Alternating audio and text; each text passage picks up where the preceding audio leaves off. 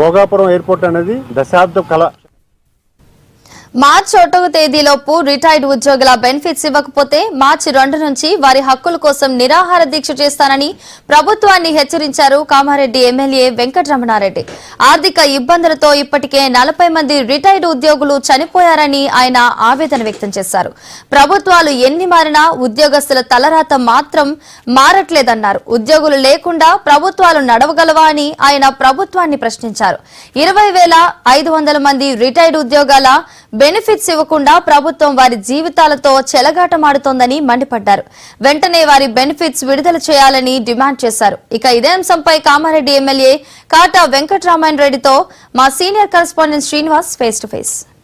ప్రభుత్వ ఉద్యోగులకు సంబంధించిన రావాల్సిన బెనిఫిట్స్ ప్రభుత్వం త్వరలో విడుదల చేయకపోతే, మార్చిలోపు విడుదల చేయకపోతే ఖచ్చితంగా దీక్ష అవసరమైతే అమారణ దీక్ష చేస్తుంటున్నారు బీజేపీ ఎమ్మెల్యే కాటా వెంకటరమణారెడ్డి. సరే, ఏంటి మీరు ప్రభుత్వమేమో ఉద్యోగుల పట్ల ఉంటుంది, ఉద్యోగుల పక్షపాతి, రైతుల పక్షపాతి అంటున్నారు, కానీ మీరేమో ఉద్యోగులకు బెనిఫిట్స్ ఇవ్వట్లేదు, దీక్ష చేస్తా అంటున్నారు.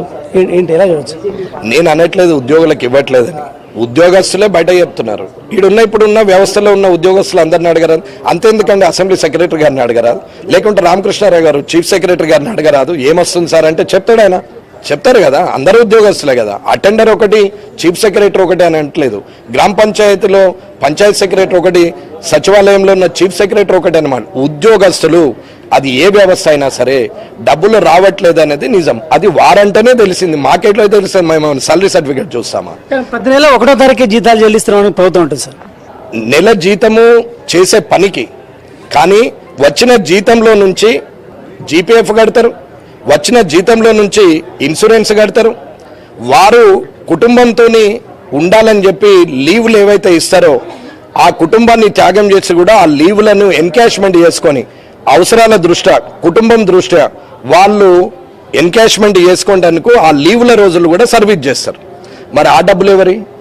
అవి వారి సొంతమే కదా. జీతం 1వ తారీఖు ఇచ్చినాం, జీపీఎఫ్ కట్ చేసుకోలేదా, ఇన్సూరెన్స్ కట్ చేసుకోలేదా? అసలు మీరెవరు? డిఏలు ఇవ్వాల్సింది, టీఏలు ఇవ్వాల్సింది ఇవ్వరు. టీఏ ట్రావెల్ అలవెన్స్ అయితే ఇవ్వాలి కదా. సరే, డిఏ ఇవ్వాలంటే జీతం పెరుగుతుందో, వాళ్ళకి వచ్చే డబ్బులు పెరుగుతాయో, ఏమవుతుందో, నీ మీద బర్డెన్ పడుతుందని అనుకున్నాం. నీవెవరు? నీ సొంతం కాదు కదా. ఇవాళ గత ప్రభుత్వం ఒకటి ఉంది, మళ్ళీ ప్రభుత్వం ఉంది, రేపు ఇంకో ప్రభుత్వం ఉంది. ప్రభుత్వం అనేది పర్మనెంట్, వచ్చిపోయే వ్యక్తులు వేరు. కానీ అక్కడున్న లా ఒకటే, రాజ్యాంగం ఒకటే. ఆ రాజ్యాంగ నిబద్ధతతో చేయమని చెప్తున్నాం. ఉద్యోగస్తులకు డబ్బులు ఇవ్వరు, సరే ఇవన్నీ ఇవ్వరు. ఏదో జీతం 1వ తారీఖు టెన్షన్గా ఎమ్మెల్యేలకు అయితే 11 గంటలకు పడుతుంది 1వ తారీఖు నాడు. ఎందుకంటే నాకు 2,74,000 పడుతుంది, నాకు తెలుసు. కరెక్ట్ 11-11:30 వరకు హాలిడే ఉన్నా పడుతుంది మాకు, రాదని అంటలేను. కానీ ఉద్యోగస్తులకు వేస్తున్నాం, వేసిన డబ్బులు ఎటుపోతున్నాయి? మళ్ళీ వారికి ఎందుకు ఇవ్వవు? ఇవాళ భద్రత కోసం పోలీసులు వచ్చారు. అసెంబ్లీ చుట్టూరు ఎంతమంది ఉన్నారండి? మీరు చెప్పండి, ఎంతమంది ఉంటారు? ఎవరి కోసం ఉన్నారు? వ్యవస్థలో ఒక బాధ్యత గల బందోబస్తు ఇస్తున్నారు కదా. మరి ట్రావెలింగ్ అలవెన్స్ ఎవరు ఇవ్వాలండి? జేబులోకి వెళ్ళి పెట్టుకొని రావాలా? డిఏ వాళ్ళకు ఫుడ్ అలవెన్స్ ఎవరు ఇవ్వాలండి? ఎవరు ఇవ్వాలా? ఎప్పుడు ఇస్తావు? ఇవాళ నేను పెట్టుబడి పెట్టుకొని నేను నెలకు 2,000 ఖర్చు పెట్టుకున్నాక నువ్వు 2-3 ఏళ్ళ తర్వాత ఇస్తావా? అంటే ప్రజల పక్షాన ప్రశ్నిస్తూ ప్రభుత్వాన్ని మీరు అసెంబ్లీలో కొనసాగిస్తున్నారు అంటే ఎలా చూడవచ్చు? బీఆర్ఎస్ వాకౌట్ని ఏ విధంగా చూడవచ్చు? చంద్రశేఖరరావు గారికి ఒక గుర్తింపు ఉంది ముఖ్యమంత్రిగా. ఆయన అంటే నాకు గౌరవమే. ఏదో ఆయన మీద గెలిచినని చెప్పి అహంభావంతో మాట్లాడలేదు. ఆయన ఉండే క్వాలిటీస్ ఆయనకు ఉన్నాయి. అది నేను ఎన్నో మీడియాలలో చెప్పిన. Seat is not permanent, character is the permanent.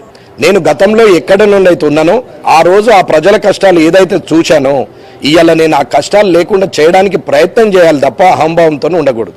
ఇవాళ కేసీఆర్ గారు రావాలి, సభలో కూర్చోవాలి, ప్రెస్ మీట్ పెట్టి లక్షల కోట్లు దినిపోతున్నాడు అని అంటే నువ్వు ప్రూవ్ చేయాలి కదా.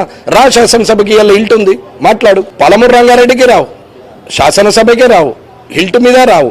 ఎప్పుడు మాట్లాడతావు? మీడియా ముందర మాట్లాడేది అథెంటికేషన్ కాదు, శాసనసభలో మాట్లాడేది రికార్డెడ్. ఐడిపిఎల్ కుంభకోణం, భూముల కుంభకోణం గురించి ఏం చెప్తారు సార్? అన్న, ఏ కుంభకోణమైనా, ఏ రాజకీయ నాయకుడైనా, ఏ ప్రభుత్వమైనా ప్రజలను ముంచే పాలన చేస్తున్నారు తప్ప ప్రజలకు ప్రభుత్వానికి డబ్బులు వచ్చే పని ఎవరు చేయట్లేదు. కవిత చేసినటువంటి మనల్లో ఆ వ్యాఖ్యలపై ఏం చెప్తారు? అన్న, నేను ఎవరి గురించి రాజకీయంగా మాట్లాడే వ్యక్తిని కాదు. ఆమెకు ఆ మండలిలో ఆమె బాధ ఆమె వెలగక్కే ఓపిక ఆమెకుంది, వినే ఓపిక స్పీకర్ గారికి ఉంది, ఆ తోటి సభ్యులకు ఉన్నప్పుడు చూపెట్టడానికి మీకు లేని బాధ నాకేంటండి, నాకు అర్థం కాదు. ఇది పరిస్థితి. ఏదైతే ప్రభుత్వ ఉద్యోగులకు సంబంధించిన అంశంలో చెల్లించాల్సినటువంటి బకాయిలు, రిటైర్డ్ ఉద్యోగులకు బెనిఫిట్స్ కావచ్చు, అదేవిధంగా ఉద్యోగస్తులకు ఇవ్వాల్సిన బెనిఫిట్స్ ఇంతవరకు ప్రభుత్వం చెల్లించలేదు. ఖచ్చితంగా మార్చి 1 లోపు చెల్లించకపోతే ఖచ్చితంగా బీజేపీ ఆందోళన చేస్తుంది. అవసరమైతే నేను ఉద్యోగస్తుల తరపున నేను దీక్ష చేయడానికి కూడా సిద్ధంగా ఉన్నానంటూ కూడా అల్టిమేటం జారీ చేశారు ప్రభుత్వానికి. దీంతో పాటు ఏదైతే బీఆర్ఎస్ వైఖరిపై కూడా ఆయన మండిపడ్డ పరిస్థితి కనిపిస్తుంది.